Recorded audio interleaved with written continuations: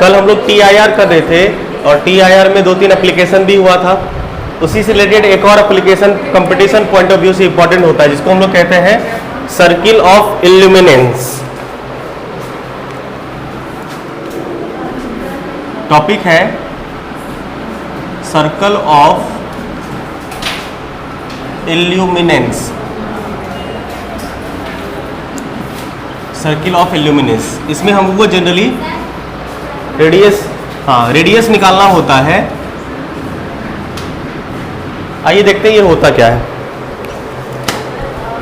देखो, मान लो हमारे पास जनरली एक ऐसा पेयर ऑफ मीडियम है, मान लो ये वाटर है या कोई भी डेंसर मीडियम या ग्लास भी कह सकते हो आप, ये कोई भी डेंसर मीडियम है मान लो, ठीक है। देखो अब इस डेंसर मीडियम में मान लो यहां पे कोई लाइट सोर्स है, सोर्स ऑफ लाइट है, ठीक है। आपने इसके बॉटम पे मान लो h हाइट डेप्थ पे आपने एक सोर्स रखा।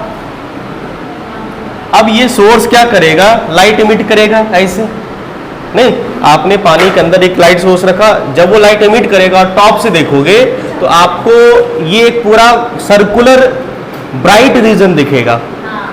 आप फील करो, एक लाइट सोर्स पानी के अंदर रखो और जब आप टॉप से देखोगे एक सर्कुलर, नहीं बहुत लंबा वाला रेडियस, बहुत लंबे रेडियस का सर्कुलर लेकिन होगा, एक आपको क्या होगा, सर्कुलर ब्राइट एरिया दिखेगा।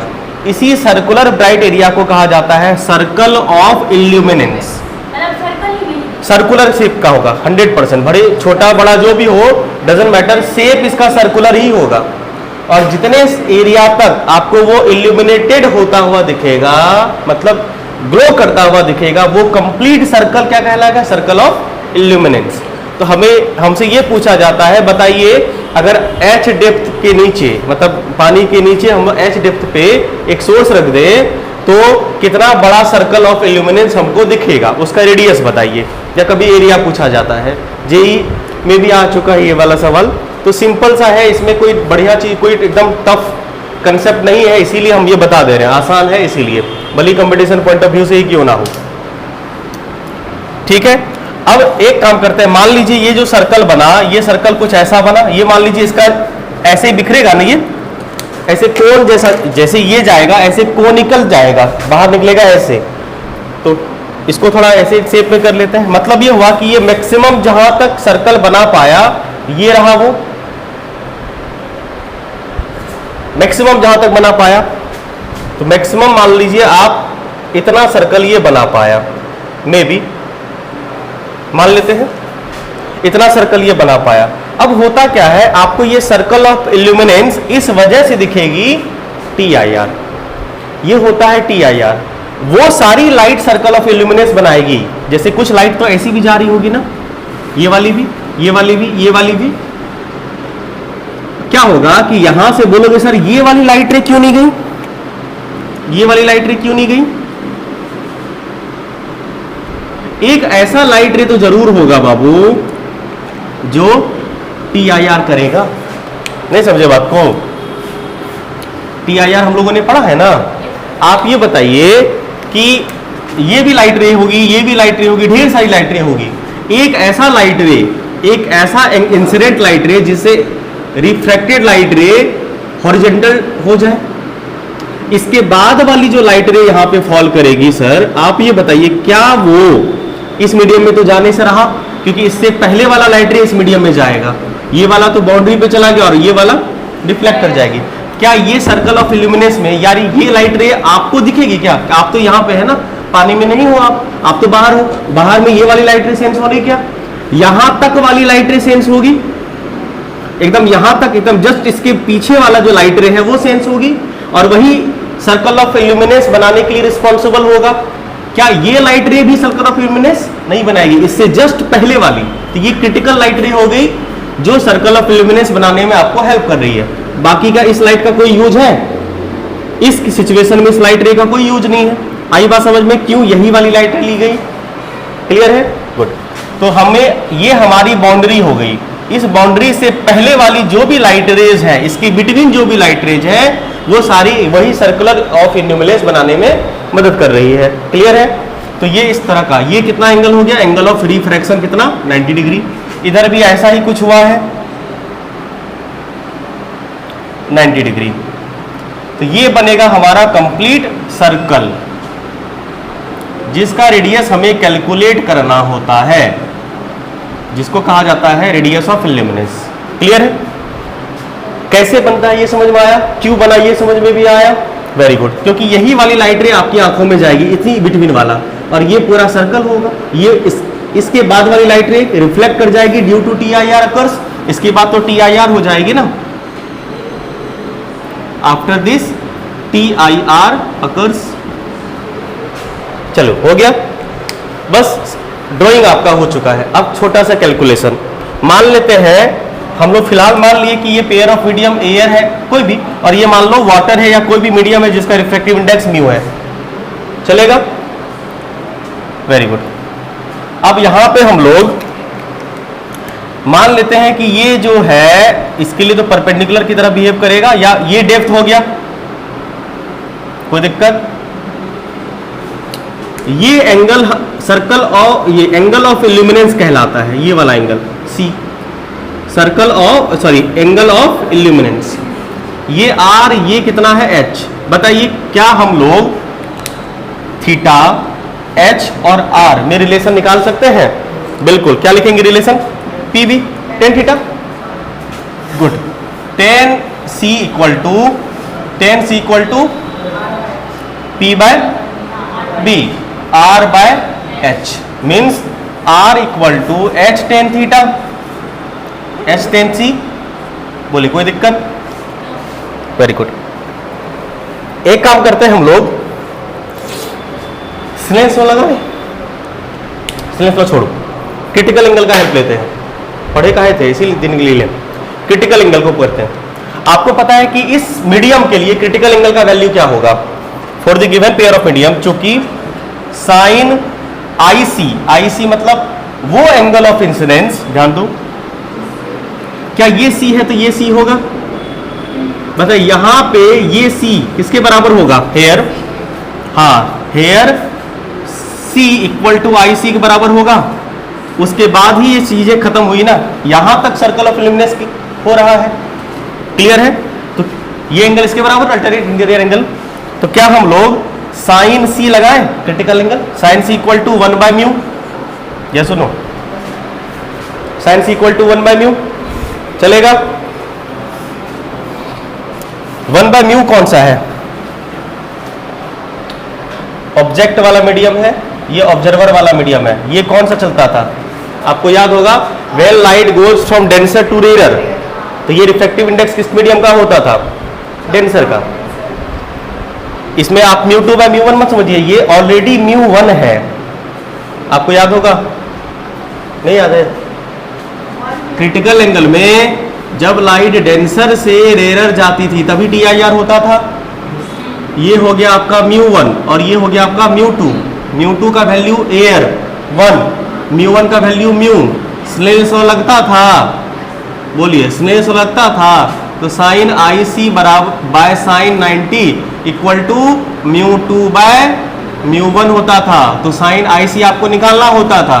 आपको याद है, साइन 90 हुआ खत्म, μ2 का वैल्यू है 1 और μ1 का वैल्यू है म्यू। याद आया? साइन 1 बाय म्यू मतलब इसी मीडियम का refractive index.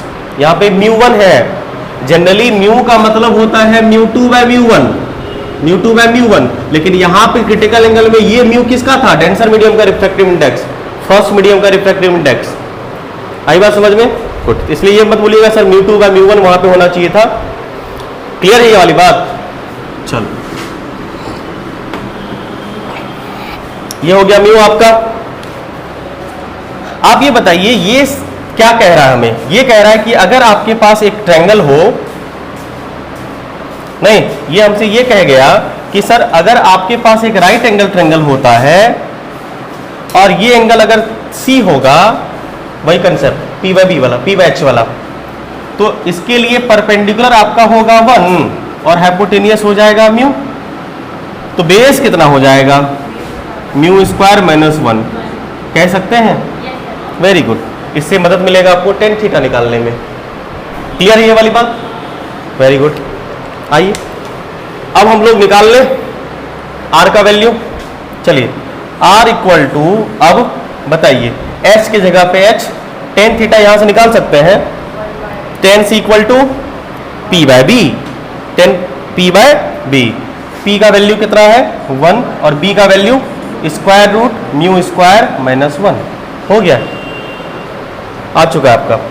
Therefore radius of illuminance equal to H by mu square minus 1।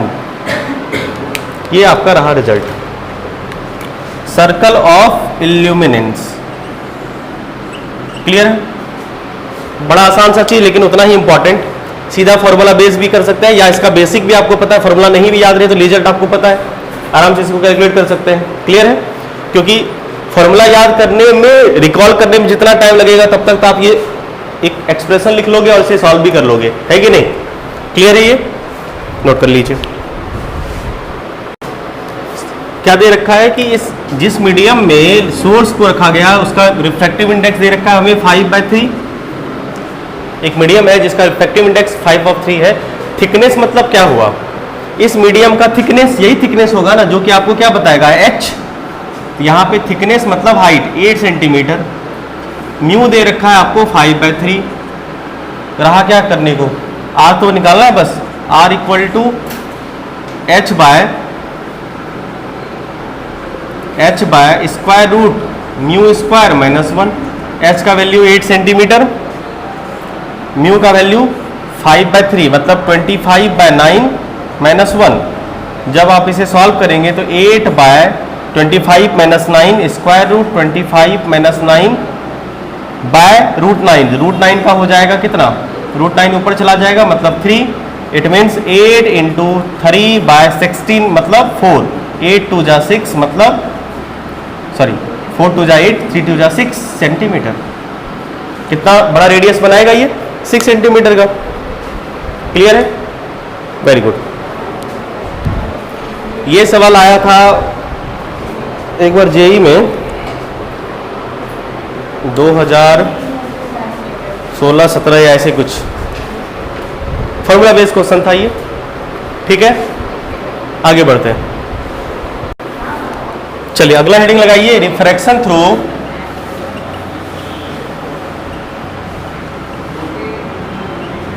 Triangular glass prism. Triangular glass prism.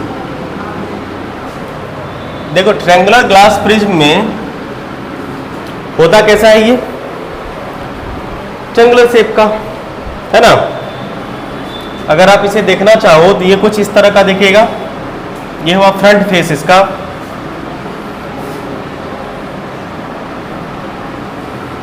ठीक है, इसमें एक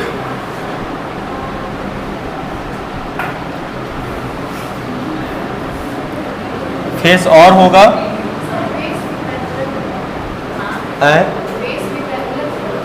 बेस इसका रेक्टेंगुलर होता है। बताते हैं अभी बताते हैं कि कैसे रेक्टेंगुलर कैसे ट्रायंगुलर बनेगा।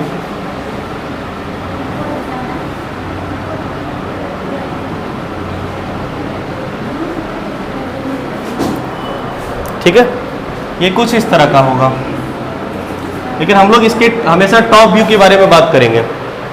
समझ गए? ये होता है बेस, इसे बेस कहते हैं, ये होता है बेस जनरली। ठीक है, ये जो इस शेप का होता है, इस शेप का है ना। ओके, हाँ वैसा ही जैसे ये हो गया सॉलिड आपका, ये वाला, ये जनरली इस शेप का होगा ट्रायंगुलर। इसमें क्या होगा, ये पूरा भरा हुआ होगा, इसमें कुल 5 फेसेस होते हैं, 5 फेसेस।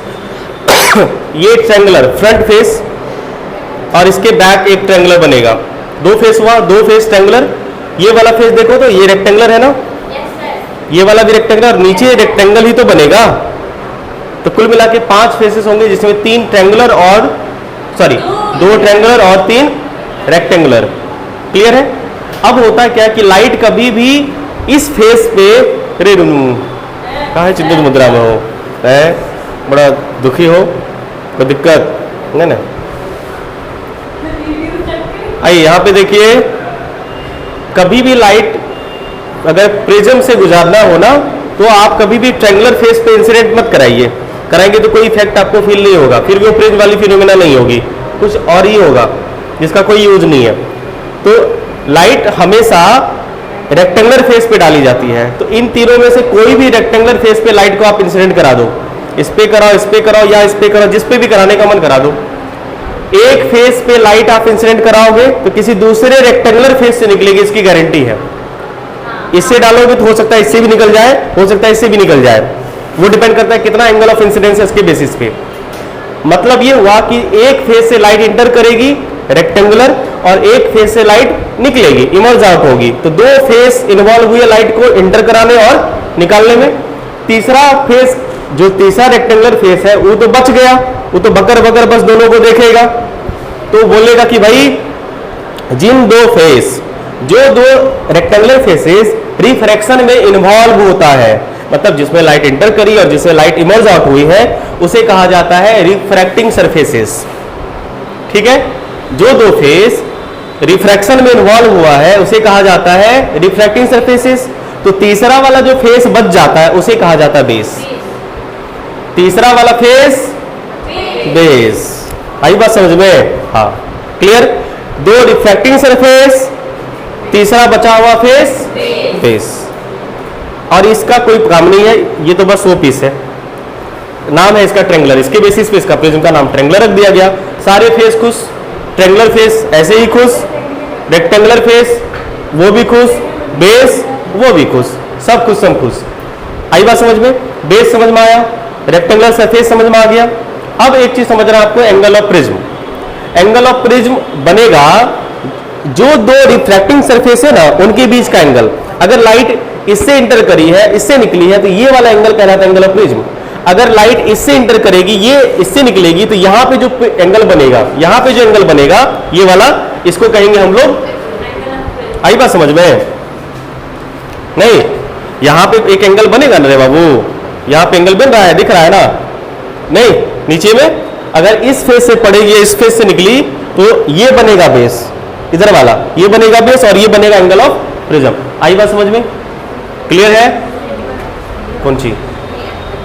देखो, हम मेरे कहने का मतलब ये हुआ, रिफ्रैक्टिंग सरफेस समझ में आया, जिस फेस से लाइट एंटर करी, जिस फेस से निकली, इनके बीच के एंगल को एंगल ऑफ प्रिज्म कहेंगे। अगर मान लो लाइट इस फेस से एंटर करी और इस फेस से निकल गई, ऐसा भी तो हो सकता है। नहीं, अगर लाइट इस फेस से एंटर करी और इस फेस से निकल गई, यहां पे एक फेस है, समझ रहे हैं? अगर लाइट इस फेस पे एंटर करी और इस फेस से निकली, तो अब रिफ्रैक्टिंग सरफेस ये और ये बना ना, तो इसके बीच जो एंगल बनेगा, बन रहा है यहाँ पे एंगल, ये एंगल एंगल ऑफ प्रिज्म होगा। एंगल ऑफ प्रिज्म हमेशा उन दो रिफ्रैक्टिंग सरफेस के, मतलब उन दो फेसेस के बीच का एंगल होगा जो रिफ्रैक्शन में पार्टिसिपेट कर रहा है। क्लियर है? ये सब दो चार पॉइंट्स है जिनको समझना था, ये इसको नोट कर ले।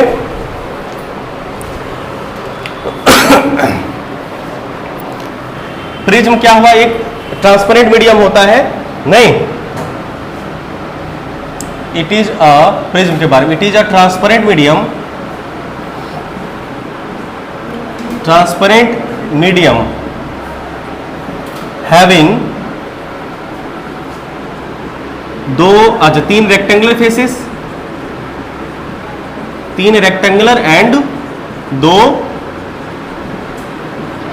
Triangular faces.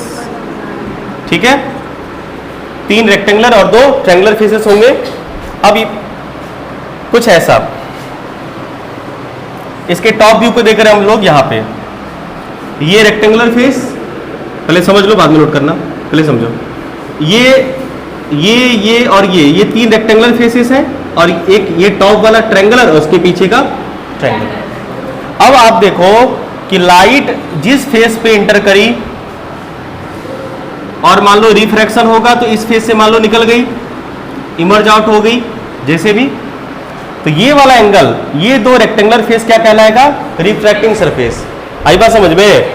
ठीक है, इसमें रिफ्रैक्टिंग सरफेस का मतलब हो गया रिफ्रैक्टिंग सरफेस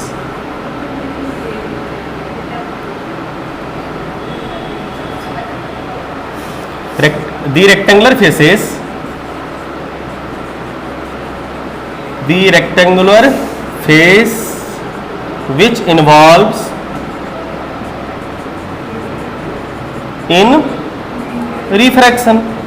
सिंपल सी बात, जो रिफ्रैक्शन में इन्वॉल्व होगा उसको हम लोग क्या कहेंगे, रेक्टेंगुलर फेस कहेंगे, ये दोनों। तो बचा हुआ जो फेस होगा उसको क्या कहेंगे, बेस। नहीं, the third remaining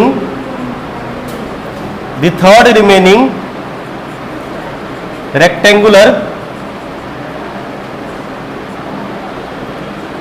face is called base। Clear है, बेस भी समझ में आया। एक टर्म और यहां पे समझ लीजिए, एंगल ऑफ प्रिज्म। इसको जनरली ए से डिनोट करेंगे, angle of prism. The angle between, हाँ, the angle between refracting surfaces को हम लोग क्या कहेंगे, एंगल ऑफ प्रिज्म कहेंगे।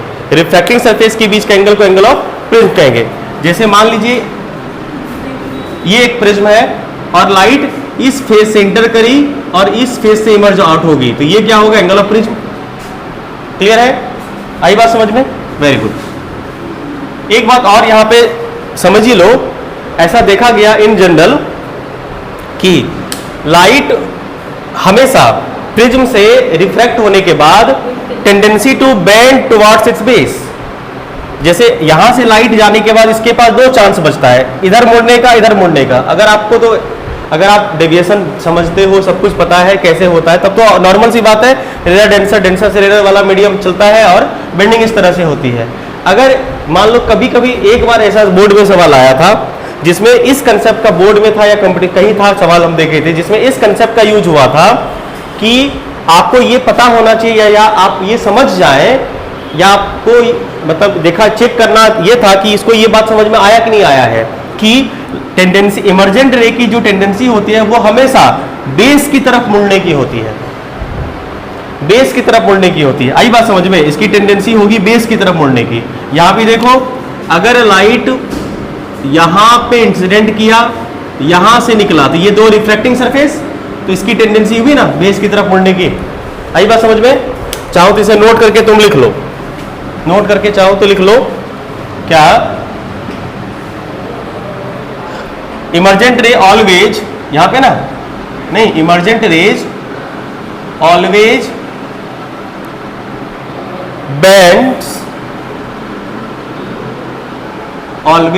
bends towards its base। हमेशा ये बेस की तरफ मुड़ने की टेंडेंसी होती है इसकी। ये तो कुछ टर्म हो गए प्रिज्म से रिलेटेड। आइए रिफ्रैक्शन करवाएं इसमें। आइए प्रिज्म से हम लोग रिफ्रैक्शन करवाएं।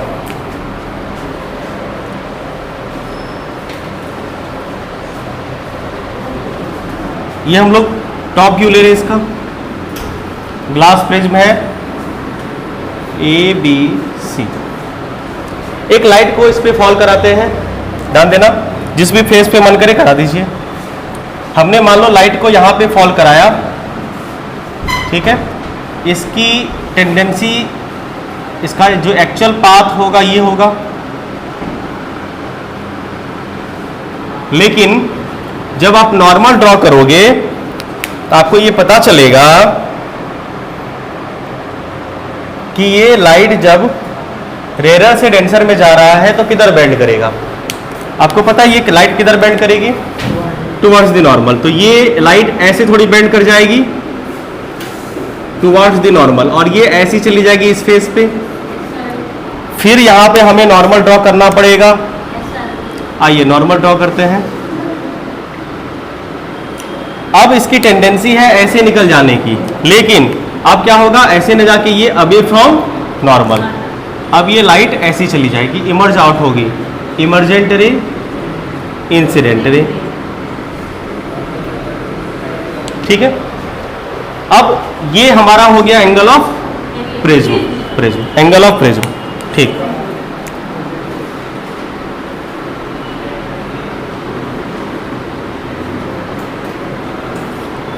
चल इस एंगल को एंगल ऑफ इमर्जेंस का नाम दे दें, इस एंगल को एंगल ऑफ इंसिडेंस का नाम दे दें। Angle between incident ray and reflect, इसको मान लो R1 कह देते हैं और इसको मान लो R2 कह देते हैं, कोई दिक्कत नहीं। ठीक है, यहां पे इमर्जेंट एंगल ऑफ इमर्जेंस समझ रहे हैं ना, द एंगल बिटवीन इमर्जेंट रे and the normal, angle of emergence कहते हैं। यहां पे हमको निकालना होता है टोटल डेविएशन। ठीक है, टोटल डेविएशन, तो जरा ध्यान से देखो टोटल डेविएशन हुआ कितना है। अगर आप देखोगे तो ये है आपका टोटल डेविएशन। लाइट को इधर जानी थी लेकिन इतना ये इधर ना जाके इतनी डेविएट करी है, तो ये हो गया हमारा टोटल डेविएशन। कोई दिक्कत नहीं ना। चलो यहां पे कुछ कैलकुलेशन कर लेते हैं। अगर आप ध्यान से देखो, मान लो इसको कह देते हैं इस पॉइंट को P, इसको Q। अगर आप इसको उठाओ, यहां पे आपको एक क्वाड्रिलेटरल टाइप का दिखेगा। अगर आप ध्यान से देखो तो आपको एक क्वाड्रिलेटरल दिखेगा, जिस APQO दिख रहा है क्या? APQ बताइए, जिसमें ये एंगल कितना होगा, कोई बताओगे? ये वाला एंगल और ये वाला एंगल। सर ये सरफेस है और ये नॉर्मल है, तो ये एंगल 19 होगा, ये भी 19 होगा। ये कितना होगा? Angle of prism A। बोलो कोई दिक्कत नहीं। क्या आप हमें ये एंगल निकाल के दे पाओगे? ये वाला एंगल कितना होगा? स्वाभाविक है, ये एंगल कितना होना है? 360 माइनस इतना है ना ray, 90 plus 90 plus A plus angle O, मतलब angle POQ is equal to 360। तो एंगल POQ की बात करें तो 360 में से 180 माइनस होगा, बचेगा क्या? हाँ जी, क्या बचेगा? 180 माइनस A। ठीक है, अब जरा ये छोटू वाला ट्रायंगल को देखो तो, POQ को, ये एंगल था ना POQ, ये एंगल है आपका R1 और ये एंगल है आपका R2। क्या यहां पे हम ये कह सकते हैं angle POQ, angle POQ equal to 180 minus R1 plus R2? बोलो, एंगल के तीनों एंगल का सम 180 डिग्री। क्लियर है? बताइए यहां पे क्या हुआ है? A बराबर, अगर इसको इक्वेट करोगे, देयरफॉर इक्वेशन 1, यहां से इसको इक्वेट करोगे तो आपको ये समझ में आए कि 180 माइनस A बरोबर 180 माइनस R1 प्लस R2। 180 से 180 खत्म, A से A खत्म, मतलब माइनस से माइनस खत्म। आपके पास रिजल्ट क्या बचा? Very good, angle of prism equal to R1 plus R2। इसमें किसी को कोई डाउट? साधारण बात है, सिंपल कैलकुलेशन है, सिंपल ज्योमेट्री है। क्लियर है? ठीक है, वेरी गुड। ये तो हो गया हमें डेविएशन तक पहुंचाने का। आइए हम लोग अब डेविएशन चलें। डेविएशन के लिए एक काम करते हैं, हम लोग एक और ट्रायंगल बनाते हैं। कितना ट्रायंगल बनाए रे बाबा, ये सोच रहे हो? बनाते हैं, है ही सा ट्रायंगल। देखो PQN दिख रहा होगा आपको,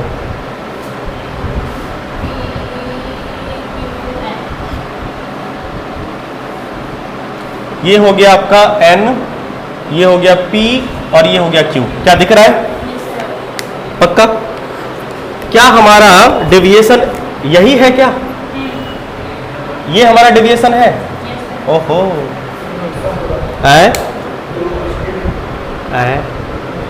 ये डेविएशन है।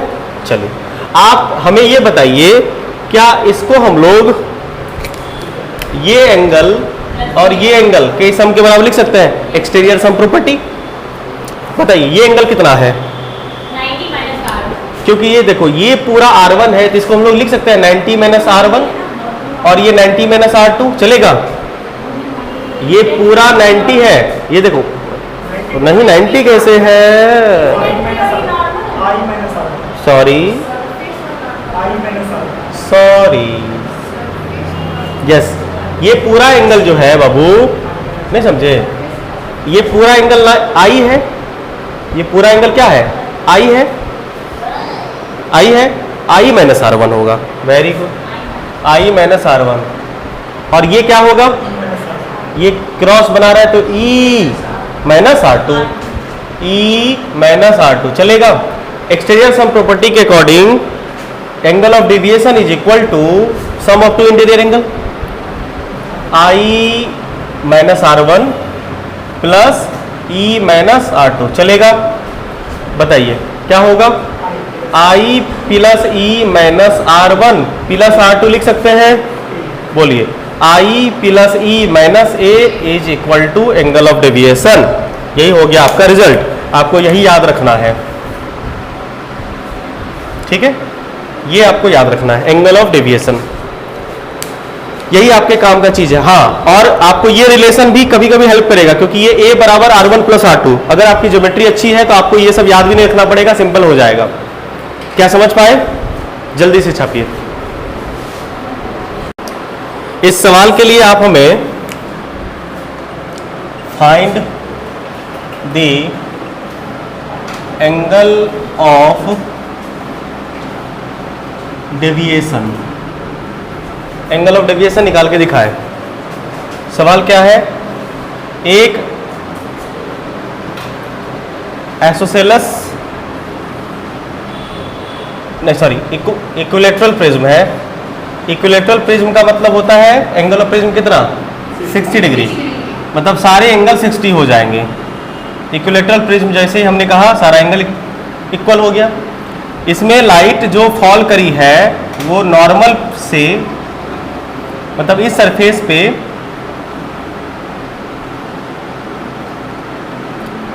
सिक्सटी डिग्री पे फॉल करी है,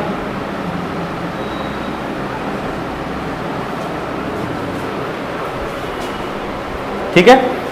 हाँ चलिए बताइए एंगल ऑफ डेविएशन कितना होगा इसमें,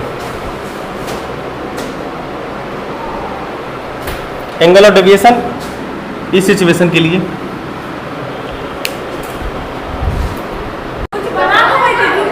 ढूंढ रहे थे कि ढूंढ रहे थे जो जो चाहिए है कि नहीं अवेलेबल ना। हाँ सॉरी, इसका रिफ्रैक्टिव इंडेक्स भी चाहिए ना आपको, दे दिए। चलिए √3, आप बताइए आंसर। तुम कैसे 60 लाया था रे बिना रिफ्रैक्टिव इंडेक्स, अच्छा अच्छा, हाँ ठीक है √3। सिंपल सी बात है कि आप देखो ना जरा, नहीं अभी बना के दीजिए, ज्योमेट्री अलग बात होगा। ठीक बनाओ। सिंपल सी बात है, देखो इस फेस के लिए अगर हम लोग इस फेस के लिए लगाएं स्लेन्स लॉ, देखो तुम साइन I बाय साइन, इस फेस के लिए इसको R1 मान लें तो लाइट तो ऐसे ही जाएगी, इसको R1 मान लें, साइन R1 ये I equal to μ2 by μ1, μ2 by μ1। Sine I का वैल्यू देखो रिचा, साइन I का वैल्यू साइन 60 और साइन R1 आपको फाइंड करना है। μ2 का वैल्यू कितना है इस मीडियम का, √3 और μ1 एयर है, चलेगा।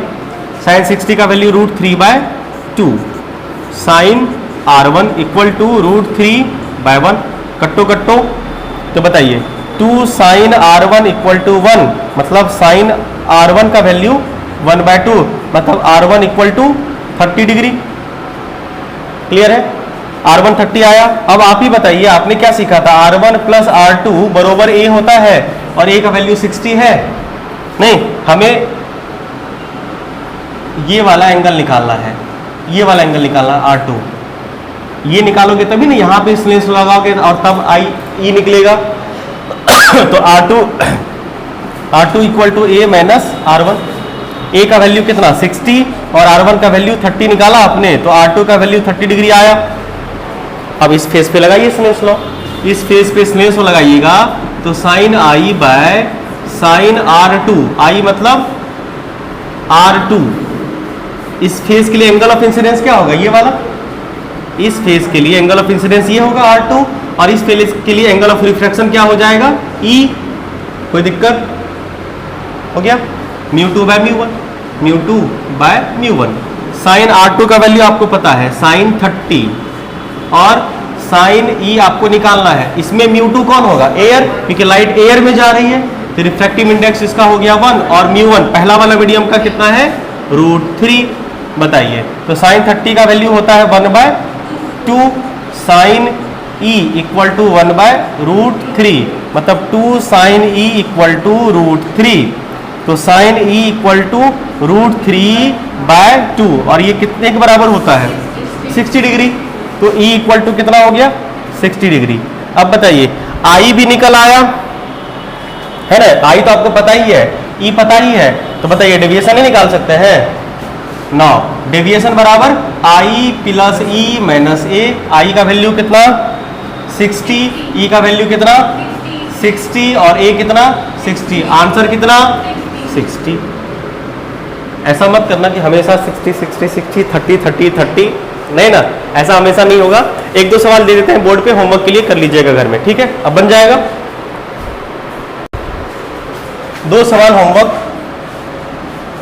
इसमें भी फाइंड करना है आपको डेविएशन। एक ट्रायंगुलर ग्लास प्रिज्म है जिसका एक एंगल ऑफ प्रिज्म 75 डिग्री है। ये एंगल ऑफ प्रिज्म 75 डिग्री, इस पे लाइट इंसिडेंट करी है सरफेस से 45 डिग्री पर, ठीक है? ये एक सवाल हुआ। इसमें बताना है एंगल ऑफ डेविएशन कितना होगा। और दूसरा सवाल, अच्छा फिर से म्यू भूल गए थे, √2। इसका म्यू है √2। एक प्रिज्म है हमारे पास ये वाला, इसमें ये 30, ये 120 एंगल ऑफ प्रिज्म और ये 30, ठीक है? आपकी बार लाइट सरफेस पे फॉल करी है 30 डिग्री के एंगल से। इस प्रिज्म का रिफ्रैक्टिव इंडेक्स है √3। बताइए इसमें डेविएशन क्या होगा?